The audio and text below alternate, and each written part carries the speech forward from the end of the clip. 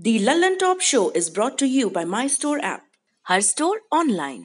Cooker की अगली city से पहले ना ये ढाबा ऑनलाइन कर देना है।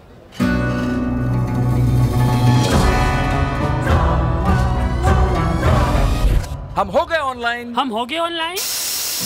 आ गया है माई स्टोर ऐप। ये किसी भी स्टोर को ऑनलाइन करे सिर्फ 15 सेकंड में। माई स्टोर, अब हर स्टोर ऑनलाइन।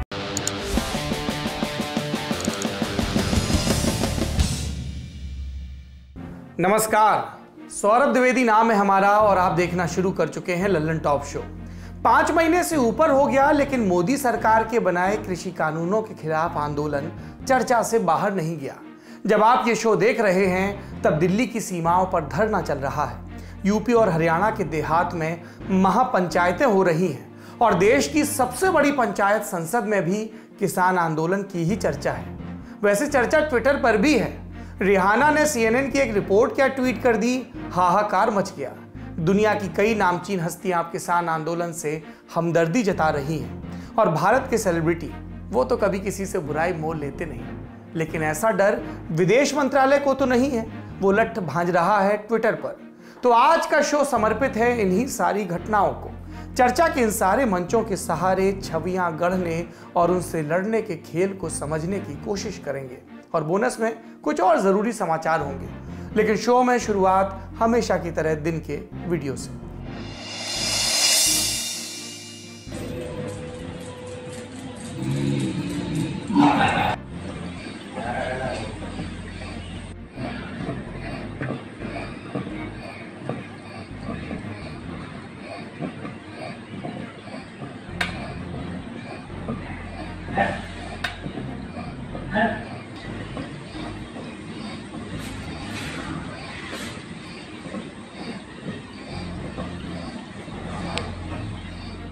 वीडियो नागपुर का है। गवर्नमेंट मेडिकल कॉलेज नागपुर का।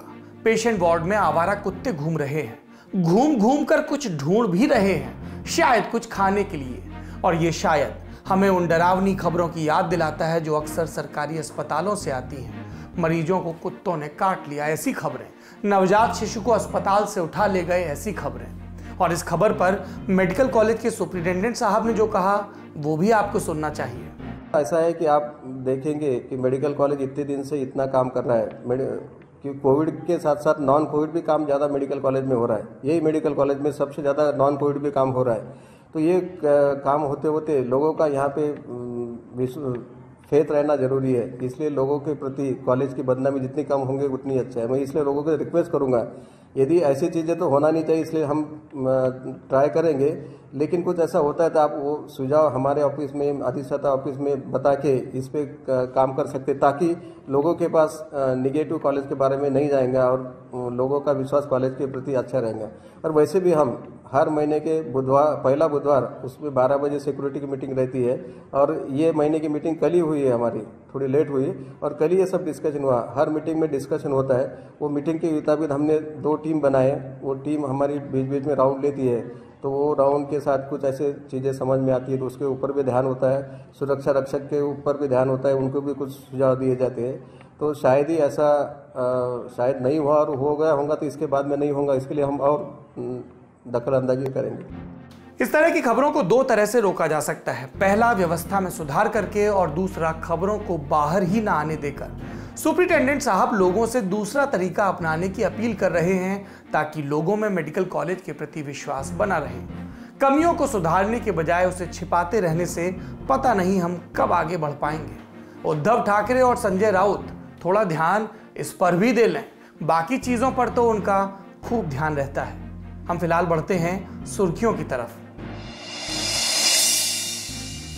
पहली सुर्खी बिहार से है। 12 जनवरी की शाम पटना में रूपेश सिंह की गोली मारकर हत्या कर दी गई थी। खूब राजनीतिक विवाद हुआ था। रूपेश पटना एयरपोर्ट पर इंडिगो एयरलाइंस के स्टेशन मैनेजर थे। आज पटना पुलिस ने हत्याकांड का खुलासा किया। गोली मारने के आरोपी को गिरफ्तार भी किया। पटना के SSP उपेंद्र शर्मा ने बताया कि रूपेश के मर्डर की वजह रोड रेज थी। 29 नवंबर को एक दुर्घटना के बाद आरोपी ऋतुराज और रूपेश सिंह की बहस हुई, जिसमें रूपेश ने ऋतुराज को पीट दिया और इसी का बदला लेने के लिए ऋतुराज ने करीब 1.5 महीने बाद रूपेश की गोली मारकर हत्या की। दूसरी सुर्खी भी बिहार से है। बिहार पुलिस की एक चिट्ठी से इसका जुड़ाव है। डीजीपी एसके सिंघल के नाम से जारी इस चिट्ठी में कहा गया है कि यदि कोई व्यक्ति किसी विधि व्यवस्था की स्थिति, विरोध प्रदर्शन, सड़क जाम इत्यादि मामलों में संलिप्त होकर किसी आपराधिक कृत्य में शामिल होता है तो उसे इस कार्य के लिए पुलिस द्वारा आरोप पत्रित किया जाता है और उनके संबंध में चरित्र सत्यापन प्रतिवेदन में विशिष्ट एवं स्पष्ट रूप से प्रविष्टि की जाए। ऐसे व्यक्तियों को गंभीर परिणामों के लिए तैयार रहना होगा क्योंकि उन्हें सरकारी नौकरी और सरकारी ठेके नहीं मिलेंगे। सबसे पहले तो भाई साहब ये बताओ, इतनी क्लिष्ट हिंदी में लिखता कौन है? थोड़ा आसान भाषा में कह दो। दिक्कत है तो लल्लन टॉप की सहायता ले लो। ये सरकारी पत्रावलियां ऐसे लिखी जाती है कि पब्लिक समझ ही ना पाए, लेकिन ये वाली ऐसी थी कि पब्लिक काम की चीज समझ गई, पब्लिक कम नहीं है। क्या है इसमें? अगर आपने किसी मांग को लेकर विरोध प्रदर्शन किया तो फिर सरकारी नौकरी और ठेकों के लिए अयोग्य। विपक्ष ने कहा ये लोकतांत्रिक अधिकारों का हनन है। विधानसभा में नेता प्रतिपक्ष तेजस्वी यादव ने ट्वीट कर कहा कि मुसोलिनी और हिटलर को चुनौती दे रहे नीतीश कुमार कहते हैं अगर किसी ने सत्ता व्यवस्था के खिलाफ धरना प्रदर्शन कर अपने लोकतांत्रिक अधिकार का प्रयोग किया तो आपको नौकरी नहीं मिलेगी। मतलब नौकरी भी नहीं देंगे और विरोध भी प्रकट नहीं करने देंगे। बेचारे 40 सीट के मुख्यमंत्री कितने डर रहे हैं। नौकरी भी नहीं देंगे और विरोध भी नहीं करने देंगे। ये सवाल उन युवाओं ने भी उठाया जो बरसों से लटकी भर्तियों के पूरा होने का इंतजार कर रहे हैं। एक उदाहरण आपको देते हैं। साल 2017 में बीपीएससी ने 1284 असिस्टेंट इंजीनियर के पद पर भर्ती निकाली। 2018 में प्रीलिम्स हुआ। साल भर बाद 2019 में मेंस हुआ। 2020 कोर्ट कचहरी और लॉकडाउन में बीत गया। 2021 का भी 1 महीना बीत गया। अभी भी 2017 की वैकेंसी के 3 चरण पूरे नहीं हो सके हैं और ये स्थिति तब है जब इन 3 वर्षों में दर्जनों बार धरना प्रदर्शन हुआ। बिहार पुलिस को वैसे एक नजर विधानसभा की ओर भी फेरनी चाहिए। एसोसिएशन फॉर डेमोक्रेटिक रिफॉर्म्स यानी एडीआर की रिपोर्ट कहती है राज्य की मौजूदा विधानसभा में 68% माननीय विधायक ऐसे हैं जिन पर आपराधिक मामले हैं और इनमें भी 51% ऐसे हैं जिन पर गंभीर आपराधिक मामले हैं। और ये गंभीर कैसे होते हैं? हत्या का प्रयास और महिलाओं के खिलाफ अपराध, यानी कि आधी विधानसभा गंभीर अपराध के आरोपियों से भरी है। जनता जानना चाहती है बिहार पुलिस इन्हें भी अयोग्य घोषित करेगी क्या किसी भी किस्म की सरकारी जिम्मेदारी के लिए? आखिरी सुर्खी कांग्रेस नेता राहुल गांधी की तरफ से। आज केंद्र सरकार से पूछा कि चीन भारत की जमीन ले जाता है, आप संदेश क्या देते हो कि हम बजट नहीं बढ़ाएंगे? राहुल ने केंद्र सरकार पर बजट में सेना को पैसे नहीं देने का आरोप भी लगाया। मेरे लिए सबसे जरूरी बात, चाइना हिंदुस्तान के अंदर आता है, हजारों किलोमीटर हमारी जमीन ले जाता है और आप चाइना को बजट में क्या मैसेज देते हो कि हमारा डिफेंस एक्सपेंडिचर हम नहीं बढ़ाएंगे। 3-4 हजार करोड़ रुपए आपने बढ़ाया। चाइना को आपने क्या मैसेज दिया कि आप अंदर आ सकते हो, आपको जो करना है करो, हम अपनी सेना को नहीं सपोर्ट करेंगे। जो हमारे जवान लद्दाख में हैं, जो हमारे एयरफोर्स के पायलट्स हैं, उनको आज क्या लग रहा होगा कि हमारे सामने इतनी बड़ी कठिनाई है और हमारी सरकार फोर्सेस को पैसा नहीं दे रही है और जो हमारा है फोर्सेस का है वो उन्हीं 5-10 लोगों को पैसा दिया जा रहा है। इसके बाद उन्होंने ट्विटर पर सवाल पूछा कि सभी तानाशाहों के नाम एम से शुरू क्यों होते हैं और इसके जवाब में भाजपा प्रवक्ता संबित पात्रा सामने आए। विदेश जाते हैं, आज मैं बिल्कुल स्पष्टता के साथ बताता हूं और ये खुलासा भी होगा, ये यूं ही विदेश नहीं जाते हैं।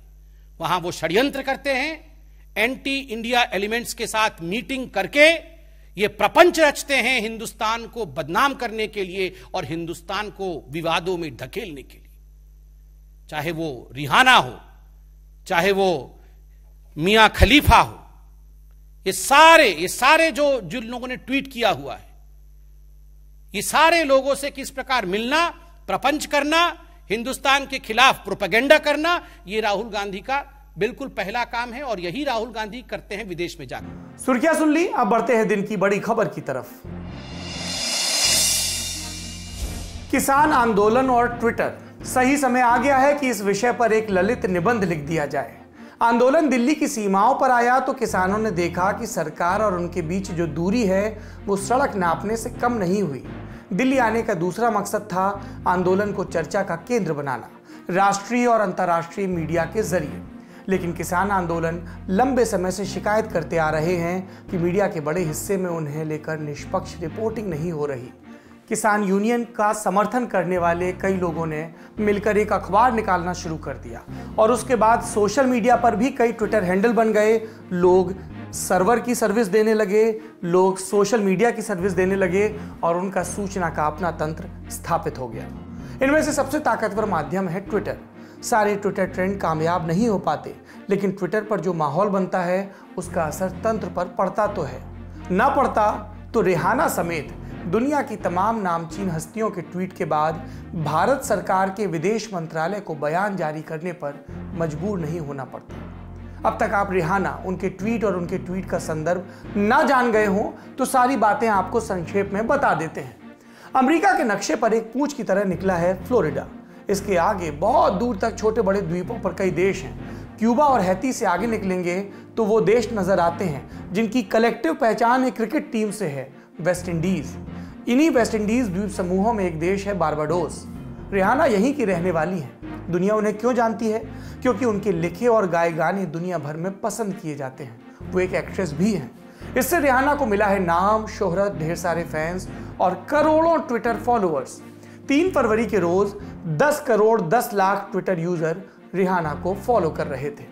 भारतीय समय के अनुसार 2 फरवरी की रात 9 बजे रिहाना ने भारत के किसान आंदोलन पर CNN, अमेरिका का न्यूज नेटवर्क, उसकी एक रिपोर्ट को ट्वीट किया और लिखा, Why aren't we talking about this?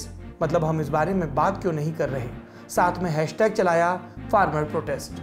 Isha मित्रा और जूलिया हॉलिंग्सवर्थ की ये रिपोर्ट है। इसका शीर्षक है India cuts internet around new Delhi as protesting farmers clash with police, यानी किसानों के साथ पुलिस का संघर्ष हुआ और दिल्ली के इर्द गिर्द भारत सरकार ने इंटरनेट काट दिया।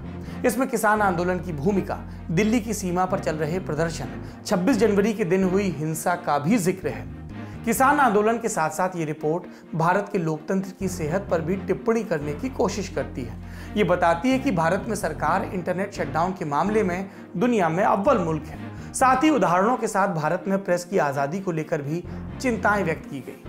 अमेरिका में सेलिब्रिटीज अमूमन अपनी राय बहुत मुखर होकर रखते हैं। सारे कामयाब लोग एक कॉज भी पकड़ लेते हैं। कोई कुएं खुदवाता है, कोई प्रदूषण पर काम करता है, तो कोई शिक्षा पर। इससे जरूरतमंदों की मदद भी हो जाती है और सेलिब्रिटी को अपनी अच्छी छवि मेंटेन करने में भी मदद मिलती है। सादी भाषा में कहें तो अच्छा PR। इसलिए रिहाना का ट्वीट अमेरिका या यूरोप के लिए एक असाधारण घटना नहीं होना चाहिए था। बावजूद उसने भारी मोमेंटम बिल्ड किया। ट्वीट सिर्फ वायरल नहीं हुआ, पर्यावरण कार्यकर्ता ग्रेटा थनबर्ग ने भी CNN की उसी रिपोर्ट को ट्वीट कर दिया और किसानों के समर्थन का ऐलान। फिर अमेरिकी उपराष्ट्रपति कमला हैरिस की भांजी मीना हैरिस ने भी किसान आंदोलन की महिलाओं की तस्वीर ट्वीट करते हुए इंटरनेट शटडाउन और किसानों के साथ हुई बर्बरता की निंदा की। और इसके बाद अमेरिका में लगभग हर बड़े सेलिब्रिटी ने या तो किसान आंदोलन के समर्थन में ट्वीट किया या फिर आंदोलन से निपटने के तरीकों पर चिंता जताई। मैंने कहा कई सेलिब्रिटीज में, इसमें मनोरंजन जगत से लेकर राजनेता तक सब शामिल हैं। आप हमारा कार्यक्रम सोशलिस्ट देखिएगा, उसमें ट्विटर वाला खेल आपको विस्तार से मिल जाएगा। किसान आंदोलन के प्रति बयानों और ट्वीट्स के जरिए समर्थन की ऐसी ही लहर कुछ वक्त पहले कनाडा और ब्रिटेन में भी देखने को मिली थी। रिहाना के ट्वीट ने उसे पुनर्जीवित किया। लेकिन ट्विटर को लेकर सबसे दिलचस्प घटना हुई 3 फरवरी की दोपहर 12:05 पर। विदेश मंत्रालय के प्रवक्ता अनुराग श्रीवास्तव के आधिकारिक ट्विटर हैंडल पर एक बयान आया। इसकी भाषा पर आपको गौर करना चाहिए। बयान में लिखा है, संसद ने पूरी बहस और चर्चा के बाद कृषि सुधार के लिए कानून बनाए। इससे किसानों का भला होगा। भारत में किसानों का एक बहुत छोटा समूह इन सुधारों पर कुछ चिंताएं रखता है, तो सरकार प्रदर्शनकारियों से बात कर रही है। प्रधानमंत्री तक कानूनों को स्थगित करने की बात कर चुके हैं, लेकिन वेस्टेड इंटरेस्ट माने निहित स्वार्थ रखने वाले लोग प्रदर्शन पर अपना एजेंडा थोपने की कोशिश कर रहे हैं। ये 26 जनवरी के दिन दिखा भी। कुछ वेस्टेड इंटरेस्ट भारत के खिलाफ अंतर्राष्ट्रीय स्तर पर समर्थन जुटाने की कोशिश भी कर रहे हैं। ऐसे फ्रिंज एलिमेंट्स के बहकावे पर महात्मा गांधी की मूर्तियां तक तोड़ी गई। भारत में पुलिस ने प्रदर्शनकारियों से बड़े संयम के साथ बर्ताव किया। पुलिस के कई जवानों पर हमला हुआ, गंभीर रूप से घायल हुए। इन प्रदर्शनों को भारत की लोकतांत्रिक परंपरा के संदर्भ में देखा जाना चाहिए। ऐसे मामलों पर टिप्पणी देने से पहले हम चाहेंगे कि तथ्य पता किए जाएं। सोशल मीडिया पर सेलिब्रिटीज द्वारा सनसनी वाले हैशटैग और कमेंट्स न सही हैं और न ही जिम्मेदारी पूर्ण। हैशटैग की आलोचना वाले इस बयान में 2 हैशटैग भी थे, इंडिया टुगेदर और इंडिया अगेंस्ट प्रोपेगेंडा। यहां पर विदेश मंत्रालय का पूरा बयान मुकम्मल होता है। फिर कई लोगों ने ट्विटर पर ध्यान दिलाया कि विदेश मंत्रालय की ओर से ऐसी प्रतिक्रिया अप्रत्याशित थी, खासकर आखिरी पंक्ति। कुछ ने कहा कि अगर देश की बदनामी हो रही है और विदेश मंत्रालय कुछ कह देता है तो क्या गलत है। लेकिन इस मामले के विशेषज्ञ अनुराग श्रीवास्तव के ट्वीट को कैसे देखते हैं, यह भी आपको सुनना चाहिए। सर, पहला सवाल हमारा इस बात को लेकर के होने वाला है कि इस तरह के स्टेटमेंट्स हमारी समझ में काफी कम आते हैं मिनिस्ट्री ऑफ एक्सटर्नल अफेयर्स की तरफ से, जो कि सबसे जिम्मेदार मिनिस्ट्रीज में से एक मानी जाती है। आप क्या कारण पाते हैं, किस वजह से एमईए को एक इतना लंबा स्टेटमेंट निकालने की जरूरत महसूस हुई होगी? देखिए जी, मेरे हिसाब से अगर इसमें कुछ मेगा सेलिब्रिटीज का और एक्टिविस्ट सेलिब्रिटीज का रोल नहीं होता, ग्रेटा थुनबर्ग और रिहाना का रोल नहीं होता, तो मुझे नहीं लगता है कि एमईए पहली चीज तो इतनी तत्परता से और दूसरा इतना इलैबोरेट, इतना लंबा और डिटेल स्टेटमेंट निकालती। तो मुझे लगता है कि इसमें जो मल्टीप्लायर इफेक्ट होता है सेलिब्रिटीज जो प्रोवाइड करती हैं, उसका बहुत बड़ा रोल रहा है। मतलब हम ये सोच रहे थे कि एमईए नॉर्मली इस तरह की चीजों को रिस्पॉन्ड करता है जहाँ पे स्टेट्स इन्वॉल्व होते हैं या फॉरेन गवर्नमेंट्स इन्वॉल्व होती हैं, उस तरह की चीजों पे करता है। बावजूद इसके इस मामले में भी एमईए का एक काफी डिटेल्ड रिस्पॉन्स हमने देखा। दूसरा सवाल हम इसकी लैंग्वेज को लेके करना चाहते हैं। एमईए को काफी प्रोफेशनल, काफी क्रिस्प स्टेटमेंट्स के लिए जाना जाता है। कई लोगों ने इसको हाईलाइट किया है कि एमईए का ये जो स्टेटमेंट है ये थोड़ा ओवर द टॉप जाता है। क्या आपको भी ऐसा लगता है? यदि हाँ तो क्यों, और यदि नहीं तो क्यों नहीं? तो इस सवाल को थोड़ा सा हमें सटली देखना पड़ेगा, इसको थोड़ा सा अनपैक करना पड़ेगा। पहले तो कुछ लोगों को इसमें जो कुछ फैक्चुअल एलिमेंट्स हैं उसको लेकर के दिक्कत हो सकती है। जैसे पहले ही लाइन में ये कहा गया है after a full debate and discussion. तो भाई हमारे डोमेस्टिक स्फीयर में आज काफी डिबेट उठा है कि क्या ये बात सही है। दूसरा, a very small section of farmers, तो क्या जो इतना बड़ा जत्था हरियाणा, पंजाब, वेस्टर्न यूपी, राजस्थान और बाकी जगहों से यहाँ पहुंचा है, क्या वो सच में वेरी स्मॉल सेक्शन है? तो ये तो कुछ फैक्चुअल एलिमेंट्स हो गई हैं जिन पे लोगों का मत या ओपिनियन जो है वो डिवाइडेड है। कुछ और जो एक्सप्रेशंस हैं वो थोड़ा सा हटके हैं ऐसा लगता है। जैसे एक फ्रिंज एलिमेंट्स एक एक्सप्रेशन दिया गया है, वेस्टेड इंटरेस्ट ग्रुप्स की बात 2 बार आई है।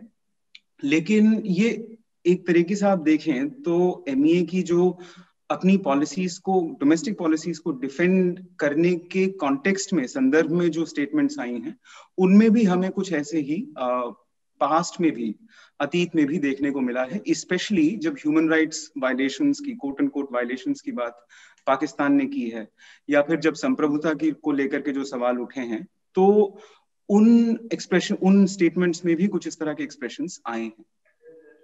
मतलब ये उतना भी अप्रत्याशित नहीं है जितना इसको आज एक ट्विटर पे ही खूब ये लिखा गया कि ये काफी अप्रत्याशित था, काफी अनप्रेसिडेंटेड था। लेकिन आप कह रहे हैं कि नहीं, एक प्रेसिडेंट है इस तरह के स्टेटमेंट्स का पहले भी। ठीक बात है। आखिरी सवाल जी, प्लीज उसमें ऐड करना चाहूंगा।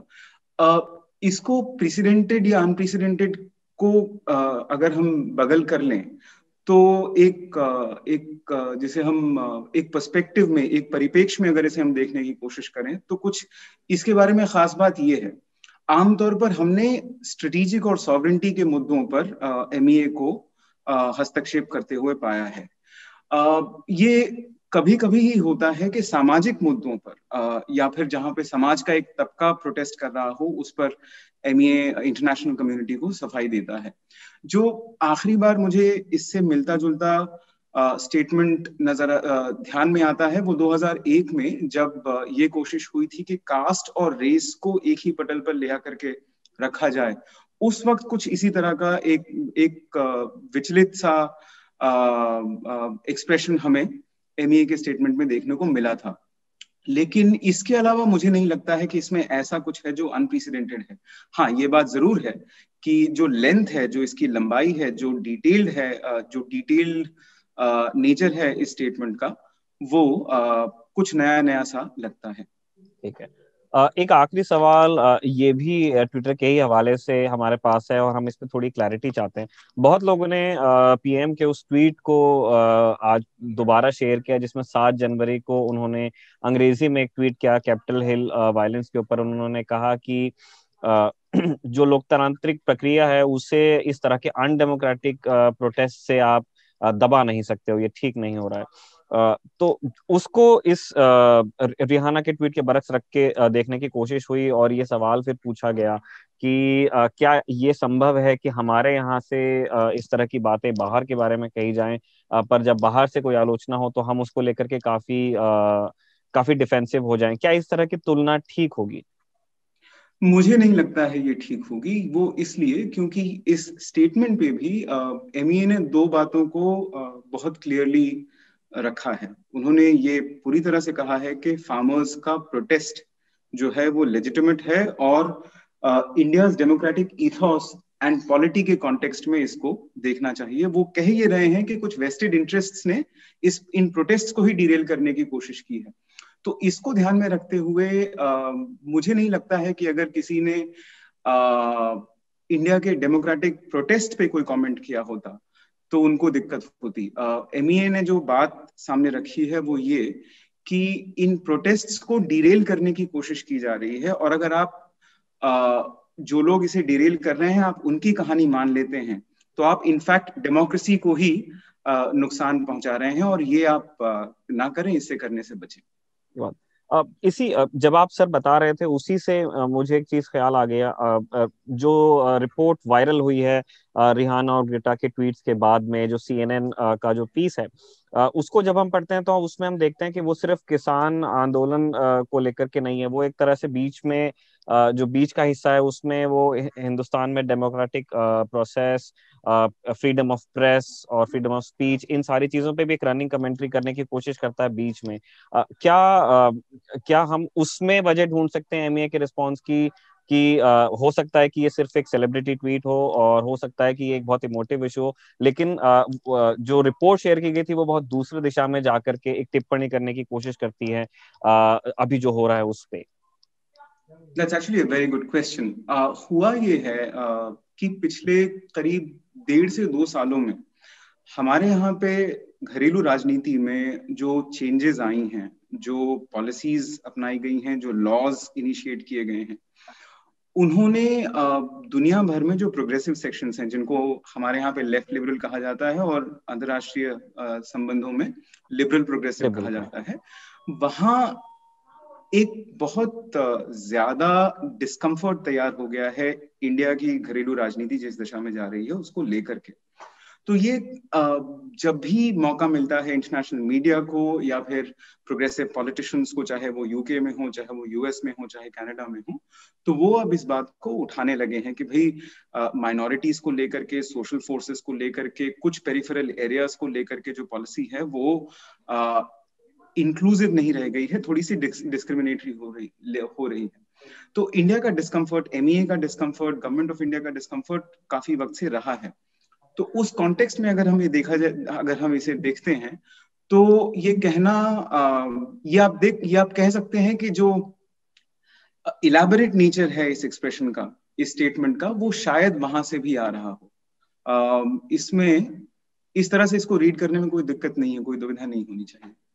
एक सवाल इन क्लोजिंग में पूछना चाह रहा हूँ सर। हमने कुछ समय पहले ये देखा था कि कैनेडियन और ब्रिटिश पॉलिटिशियंस उन्होंने रिहाना को फॉलो नहीं किया है। वो बहुत पहले से इस तरह के स्टेटमेंट्स करते आए हैं और उस तरह के ट्वीट्स भी करते आए हैं। मतलब एक वो वेव थी जो डाई आउट हो गई थी विद टाइम।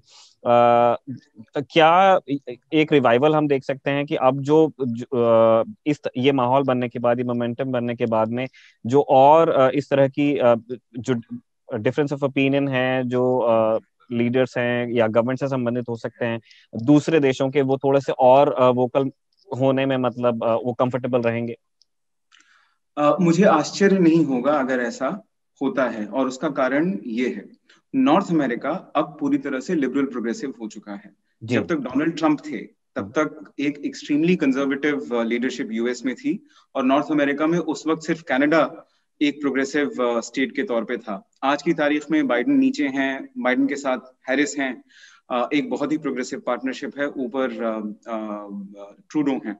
तो वो एक कॉम्बिनेशन बहुत ही ज्यादा स्ट्रांग हो चुका है। तो North America as a continent itself is now liberal.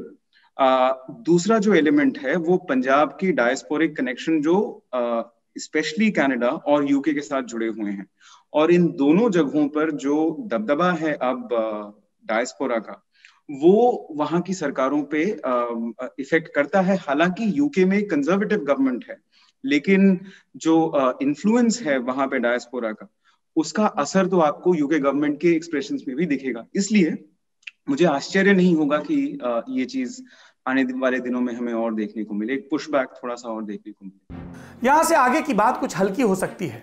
Trolls Rihanna, Greta और जो भी किसान समर्थक नजर आया उसके पीछे पड़ गए। रिहाना से पूछा गया कि दुनिया के नक्शे पर पंजाब दिखाओ। ग्रेटा से पूछा गया आप तो पर्यावरण हितैषी हैं, उन किसानों के साथ कैसे हैं जो बोरवेल से पानी खींचते हैं, ग्राउंड वाटर खत्म कर रहे हैं, पराली जला रहे हैं। ग्रेटा के बाद लोगों की नजर गई मियां खलीफा के ट्वीट पर। उन्होंने किसानों के समर्थन में ट्वीट किया।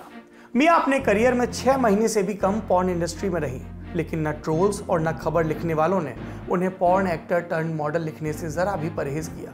पॉर्न का जिक्र आते ही लोग वैसे ही मॉरल हाई ग्राउंड के हिमालय पर बैठ जाते हैं। जब विदेशी सेलिब्रिटी सरकार को घेरने की कोशिश कर रही थी अपने ट्वीट के जरिए, तो भारत के सेलिब्रिटी कैसे चुप रहते? उन्होंने वही किया जिसके लिए वो जाने जाते हैं। ऐसे क्रिप्टिक ट्वीट कि आपको समझ ही ना आए कि वो कहना क्या चाहते हैं। सबसे बढ़िया मिसाल देखिए।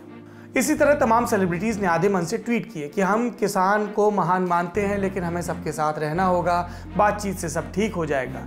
एक लाइन जो किसी ने नहीं लिखी वो ये है कि हम बुरा नहीं बनना चाहते किसी के लिए भी। लेकिन महीन आंखों वालों ने देखा कि अनुराग श्रीवास्तव की चलाई हैशटैग बहुत जगह दिखी, और यहां से हिसाब लगाया जाने लगा कि सेलिब्रिटी महोदय हैं किस पाले में। मिसाल के लिए अक्षय कुमार और अनुपम खेर। सुनील शेट्टी ने तो मुंबई भाजपा के उपाध्यक्ष को टैग भी कर दिया। पर क्या सारे ट्वीट क्रिप्टिक थे? नहीं, कुछ ट्वीट बड़े साफ थे। मिसाल के लिए एक्ट्रेस कंगना रनावत का ट्वीट देखिए। क्या था इस ट्वीट में? कंगना एंटरटेनमेंट इंडस्ट्री को समझाती हैं, बावजूद इसके उन्होंने रिहाना को टैग करते हुए पॉर्न सिंगर से लेकर प्राइवेट पार्ट एक्सपोजर की बात कर दी। एक दूसरे ट्वीट में वो बता रही कि ये इटालियन सरकार नहीं, राम राज्य है। इसे हम सेल्फ एक्सप्लेनेटरी ट्वीट मानते हैं। जो नहीं मानते उनके लिए बता दें कि इटली का जिक्र सोनिया गांधी के लिए किया जाता है। एक और सेल्फ एक्सप्लेनेटरी ट्वीट है कंगना का, वो भी देख लीजिए। दिल्ली की सीमाओं पर जुट रहे और देश के अलग अलग कोनों में अपना एतराज जता चुके किसानों को कंगना ने एक झटके में आतंकवादी बता दिया। ये टिप्पणी कितनी भद्दी या भड़काऊ है, इसका हिसाब दर्शकों को खुद लगाना चाहिए। लेकिन हम ये बता दें कि कंगना का ये ट्वीट सेल्फ एक्सप्लेनेटरी कैसे है। दरअसल कंगना भले न जाने कि उन्होंने या उनकी टीम ने क्या टाइप कर दिया, लेकिन वो ये जरूर जानती हैं कि उनका कुछ बिगड़ने वाला नहीं है, क्योंकि ट्विटर पर कंटेंट को लेकर सरकार अपनी अघोषित पॉलिसी की घोषणा जैसे कर चुकी है। जब तक आपके ट्वीट में कोई सरकार विरोधी बात ना हो, तब तक आप ट्विटर पर कुछ भी जैसे लिख सकते हो, मतलब कुछ भी। आप किसी को हिंसा के लिए उकसा सकते हैं, आप किसी को मारने की धमकी दे सकते हैं, या फिर कमजोर वर्ग को निशाने पर लेकर फेक न्यूज फैला सकते हैं। कोई रोकने नहीं आएगा। लेकिन जब आपके ट्वीट के निशाने पर सरकार आती है, तब क्या होता है? पिछले दिनों कई ट्विटर हैंडल अचानक भारत में नजर आने बंद हो गए। थोड़ी देर में समझ आया कि ये सारे ट्विटर हैंडल कमोबेश वो थे जिनमें किसान आंदोलन के लिए समर्थन जुटाया जा रहा था। तब सूत्रों के हवाले से ये बात बाहर आई कि ऐसे ट्वीट से चिंतित थे सरकार, जिसमें उकसावे की बातें थी और नरसंहार का खतरा जताया गया था। ये तथ्यहीन था, इसलिए कार्रवाई की जरूरत थी। और जब ये कार्रवाई हुई, तभी ये आलोचना भी होने लगी कि गलत ट्वीट पर उसी ट्वीट को हटाया जाए। अकाउंट ब्लॉक करने की क्या आवश्यकता? ये सारे अकाउंट फिर देर रात तक रिस्टोर भी हो गए थे। लेकिन रिहाना के ट्वीट को 24 घंटे बीतने से भी पहले सरकार ने फिर ट्विटर को चेता दिया कि उसे सरकारी निर्देशों का पालन करना होगा, वरना कानूनी कदम उठाए जाएंगे। तो ये चल रहा है ट्विटर पर, लेकिन अब असली जमीन पर भी आ जाएं। आपको बता दें किसान आंदोलन में जमीन पर क्या चल रहा है। आज किसानों के मुद्दे पर संसद में खूब हंगामा हुआ। लोकसभा में राष्ट्रपति के अभिभाषण पर धन्यवाद प्रस्ताव पारित होना था, लेकिन विपक्ष के सांसदों ने किसानों पर चर्चा की मांग को लेकर हंगामा किया। ऐसे में सदन कई बार स्थगित करना पड़ा। राज्यसभा में सरकार किसानों पर 15 घंटे चर्चा के लिए तैयार हो गई, पर शर्त रखी गई कि राष्ट्रपति के अभिभाषण पर धन्यवाद प्रस्ताव के बाद ही चर्चा होगी। परंपरा और नियम का हवाला देने के बाद विपक्षी पार्टियां इस बात पर राजी हो गई, लेकिन क्योंकि राष्ट्रपति ने अपने भाषण में किसानों का भी जिक्र किया था, तो विपक्ष के सांसदों ने अभिभाषण पर चर्चा में भी किसानों का जिक्र किया। डीएमके के सांसद त्रिची शिवा ने कहा कि राज्यसभा से बिल नियमों के मुताबिक पास नहीं हुआ। इस पर सभापति वेंकैया नायडू ने कहा कि उन्होंने पूरा रिकॉर्ड देखा है, नियमों के मुताबिक ही सबको बराबर वक्त दिया गया था। राज्यसभा में नेता प्रतिपक्ष गुलाम नबी आजाद और बाकी नेताओं के बयान भी सुन लीजिए। थैंक्स से पहले किसानों की एजिटेशन पे चर्चा हो, लेकिन सरकार की तरफ से ये बताया गया, और जिसे हम समझते हैं कि शायद पहले भी नहीं हुआ है ऐसा, कि राष्ट्रपति के मोशन ऑफ थैंक्स से पहले कोई बिजनेस नहीं लिया जाता। इसलिए हम सब लोग, जितने विपक्ष के लोग हैं, 18-19 पार्टियां मिलके हमने तय किया कि अगर मोशन ऑफ थैंक्स से पहले डिस्कशन किसानों का नहीं होता है, तो जो डिस्कशन उस दिन होना चाहिए था किसानों के लिए ही, वो हम राष्ट्रपति जी के अभिभाषण में उसकी चर्चा करेंगे 5 घंटे। तो वो 5 घंटे जो किसानों की चर्चा करनी थी अलग से, बिल्कुल स्टैंड अलोन, वो हम चर्चा करेंगे माननीय राष्ट्रपति के अभिभाषण में, और वो 5 घंटे वहां बढ़ाए जाएं 15 घंटे। और सरकार का मैं धन्यवाद करता हूं कि उन्होंने हम सब की मांगी, और आपसे निवेदन करते हैं कि आप इसको अनुमति दें। इसी बहस के दौरान राज्यसभा में हंगामा शुरू हो गया और कार्रवाई कई बार स्थगित करनी पड़ी। दोपहर 2:15 बजे राज्यसभा की कार्रवाई दिन भर के लिए स्थगित कर दी गई। लोकसभा के साथ भी हमने आपको पहले बताया यही हाल रहा। यह संसद की बात हुई। संसद के बाहर भी किसान नेता सरकार की घेरेबंदी और अपने आप को मजबूत करने में लगे हैं। पश्चिमी यूपी के बाद आज हरियाणा के जींद में किसानों की महापंचायत हुई। इसमें बड़ी तादाद में महिलाएं और पुरुष जुटे। भारतीय किसान यूनियन के राकेश टिकैत भी इसमें पहुंचे। टिकैत जब बाकी नेताओं के साथ स्टेज से भाषण दे रहे थे तो हल्का हादसा भी हुआ। वजन से स्टेज टूट गया, किसान नेता गिर गए, लेकिन टिकैत ने तुरंत उठकर बोलना शुरू कर दिया। बोले कि अभी और किसानों को दिल्ली जाने की जरूरत नहीं है। सरकार को लेकर कहा कि अभी तो हमने बिल वापसी की बात कही है, अगर गद्दी वापसी की बात हुई तो क्या करोगे? हमने अभी बिल वापसी की बात करी है। सरकार कान खोल के सुन ले, अगर इस नौजवान ने गद्दी वापसी की बात कर दी तो क्या करोगे? अगर इसने गद्दी वापसी की बात कर दी तो क्या करोगे? आप अपना काम कर लो, ये बिल वापसी ले लो, एमएसपी पे कानून बना लो। हमारा जो गठबंधन के लोग हैं, जो हमारे लोग हैं, जो हमारी कमेटियां हैं, उनसे बैठ के बात कर लो। न कमेटी के सरपंच बदले जाएंगे, न कमेटी का ऑफिस बदला जाएगा। युद्ध में घोड़े नहीं बदलते, उन्हीं घोड़े का लड़ाई जाएगी। हमारी फौज मजबूत है, आपकी सपोर्ट चाहिए। आपको दिल्ली कोर्ट करने की अभी जरूरत नहीं, आप स्टैंड बाई में रहेंगे। आंदोलन और बढ़ता दिख रहा है। 6 फरवरी को चक्का जाम का ऐलान किया जा चुका है और इन सब से दिल्ली को दूर रखने की कोशिश में पुलिस की अजीबोगरीब किलेबंदी भी नजर आने लगी है। सिंघू, टीकरी और गाजीपुर बॉर्डर पर पुलिस ने ऐसा इंतजाम कर दिया है कि अब किसान उन रास्तों से दिल्ली में ना आ पाए। दिल्ली यूपी के गाजीपुर बॉर्डर पर पुलिस ने 12 लेयर्स के सीमेंटेड बैरिकेड्स बना दिए हैं। कंटेनर्स को भी बैरिकेड्स के तौर पर खड़ा किया गया है। सड़कों पर कीलों वाली तस्वीरें कई दिनों से हम देख रहे हैं। ऐसी एक और तस्वीर सामने आई जिसमें पुलिस वालों के हाथ में स्टील की तलवार नुमा लाठी और कवच देखे गए। फोटो वायरल हुई तो दिल्ली पुलिस बैकफुट पर आई और सफाई दी। दिल्ली पुलिस ने कहा कि ये फोटो शाहदरा जिले की है। स्थानीय पुलिस अधिकारियों ने अपने स्तर पर स्टील के कवच और लाठियों की व्यवस्था की थी, जिसके बारे में उच्च अधिकारियों को जानकारी नहीं थी। सीनियर अफसरों को जब इस बारे में पता चला तो इन चीज़ों को हटा दिया गया। पुलिस अधिकारियों ने कहा कि इन चीज़ों के इस्तेमाल की कोई योजना भी नहीं है। पुलिस की सफाई के बावजूद किलेबंदी साफ दिख रही है। सिंघू बॉर्डर पर किसानों ने आरोप लगाया कि रास्ते बंद करने से पानी के टैंकर नहीं आ पा रहे और वो अपने बनाए टॉयलेट से भी कट गए हैं। ऐसी खबरें भी आई कि पत्रकारों को प्रदर्शन स्थल पर जाने से रोका गया। दिल्ली सरकार भी इस बात को लेकर केंद्र सरकार को घेर रही है। हालांकि पुलिस ने कहा कि वो पानी के टैंकर की आवाजाही एक खास रास्ते से जारी रखेंगे। 26 जनवरी वाली ट्रैक्टर परेड के बाद किसानों ने 1 फरवरी का संसद मार्च पहले ही रद्द कर दिया गया था। अब 6 फरवरी को ट्रैक्टर मार्च रखा गया है। हालांकि इसके बारे में किसान नेता कह रहे हैं कि वो दिल्ली में नहीं जाएंगे, जहां हैं वहीं चक्का जाम करेंगे और जिला प्रशासन को देश भर में ज्ञापन देंगे। देखिए, ये जो 26 जनवरी को हुआ उसके बाद और जिस तरह की संख्या वहाँ पे है धरना स्थल पे, तो उसमें इस बात की कोई गारंटी नहीं है कि दोबारा हिंसा हो सकती है, दोबारा हमारे दिल्ली शहर के अंदर आकर और हंगामा करने की कोशिश हो सकती है। तो इस वजह से इस तरह के एहतियातन इंतजामात करना निहायत ही आवश्यक थे और इसी वजह से ये की गई। इसके अलावा और इसके पीछे कोई मकसद नहीं। थोड़ा सा एक्सप्लेन करेंगे कि इन इंतजामात में क्या क्या आपने किया है? इसके अंदर आप देखें बैरिकेड्स की मल्टीपल लेयर्स हमने लगाई हैं। इसके अलावा कई जगहों पे जो हमारे सीमेंट के बैरियर होते हैं, जर्सी बैरियर होते हैं, उनकी डबल लेयर करके और उसके बीच में कंक्रीटाइजेशन किया गया है ताकि जो ट्रैक्टर का इस्तेमाल किया गया जिस तरीके से हिंसक तरीके से किया गया उससे शहर को बचाया जा सके। और टायर किलर्स भी हम यूज करते हैं जहाँ पे अगर व्हीकल को वेपन के तौर पे जहाँ पे इस्तेमाल किया जाता है तो उसमें एक बड़ा ही अप्रूव्ड एक सिस्टम है जिसमें टायर किलर का इस्तेमाल होता है ताकि किसी व्हीकल को वेपन के तौर पे इस्तेमाल ना किया जा सके। और चूंकि 26 जनवरी को ट्रैक्टरों को वेपन के तौर पे इस्तेमाल किया गया है इस वजह से टायर किलर की व्यवस्था की गई। गणतंत्र दिवस पर ट्रैक्टर परेड में हुई हिंसा को भड़काने में पंजाबी कलाकार दीप सिद्धू का नाम भी आया था। उनसे जुड़ा भी एक अपडेट है। किसान संगठनों का इल्जाम था कि दीप ने सरकार के साथ मिलकर साजिश रची। दीप के कई वीडियो वायरल हुए और दीप कह रहे थे कि किसान संगठन ढीले पड़ गए हैं और मैं भाजपा के साथ नहीं किसानों के साथ हूं। पर सबसे बड़ा सवाल यह था कि दीप सिद्धू है कहां।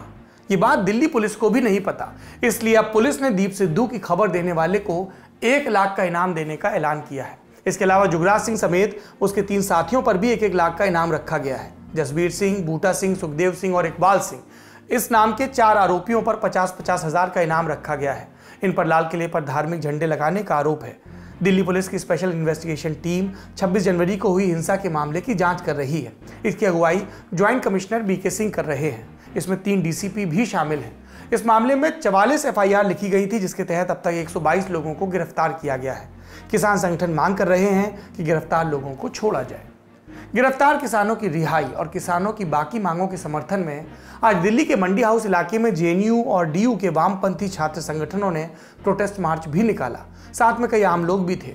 प्रदर्शनकारी मंडी हाउस से जंतर मंतर जाना चाहते थे लेकिन पुलिस ने रास्ता बंद किया धारा 144 लागू होने का हवाला देकर। इस वजह से पुलिस और प्रदर्शनकारियों में हल्की झड़प भी हुई। बाद में इन संगठनों ने मंडी हाउस पर हाथों में पोस्टर बैनर लेकर किसानों के समर्थन में नारेबाजी की। इन सब से इतर यानी संसद, सड़क, विरोध प्रदर्शन और बयानों से इतर कोर्ट में भी कुछ हुआ। कहा गया कि गैरकानूनी तरीके से हिरासत में लिए किसानों की रिहाई हो और इस मांग के साथ दिल्ली हाईकोर्ट में याचिका दायर की गई, लेकिन जस्टिस ज्योति सिंह और डीएन पटेल की बेंच ने याचिकाओं को खारिज कर दिया। कोर्ट ने पुलिस और केंद्र सरकार को कानून संगत कार्रवाई के निर्देश दिए। 26 जनवरी वाली हिंसा में कोई साजिश थी या नहीं, ये मामला भी कोर्ट में पहुंचा। इस बात की जांच का जिक्र आज सुप्रीम कोर्ट में हुआ।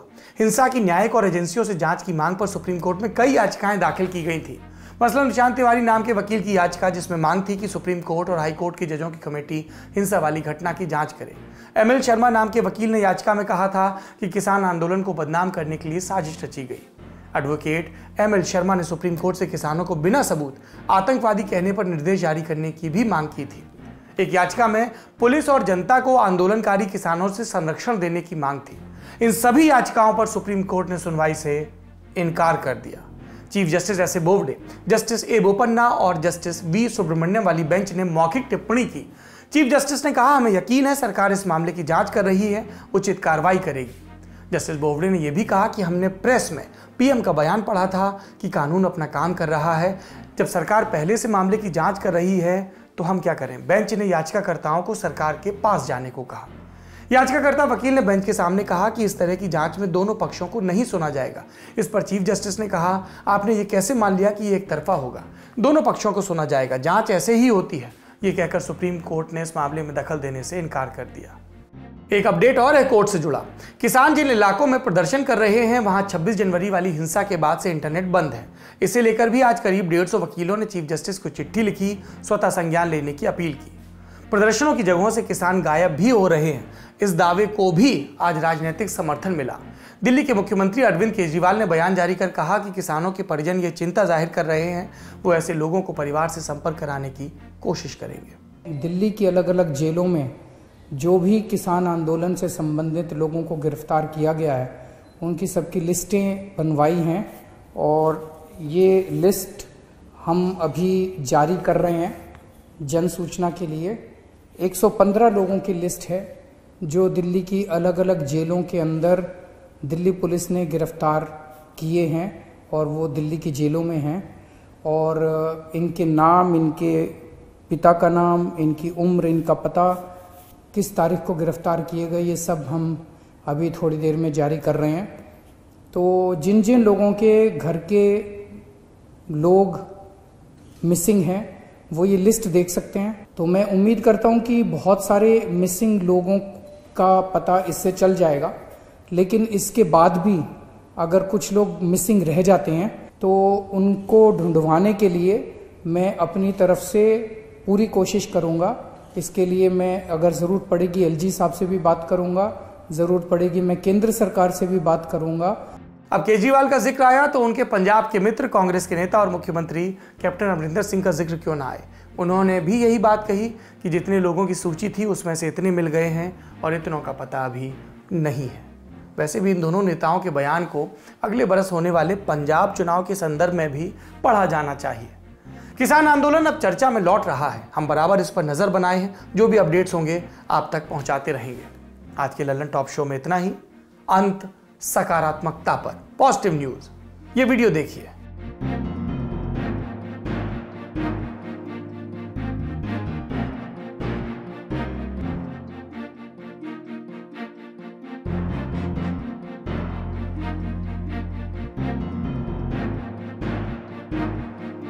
वीडियो में जो बच्चे दिख रहे हैं वो कभी सड़कों पर और ट्रेनों में भीख मांगते थे। यूपी पुलिस की जीआरपी में ड्यूटी कर रहे सिपाही रोहित कुमार की इन पर नजर पड़ी तो इनको स्कूल तक पहुंचाने का निश्चय किया। और आपने आज जो वीडियो देखा ये उसी निश्चय का नतीजा है। ये वीडियो यूपी के उन्नाव जिले का है, जहां के कोरारी गांव की पंचायत भवन में स्कूल चलता है। अपनी ड्यूटी से समय निकाल कई किलोमीटर की यात्रा कर रोहित बच्चों को पढ़ाने यहाँ आते हैं। रोहित की इस जीवटता को हमारा बारंबार प्रणाम। आज के शो में इतना ही।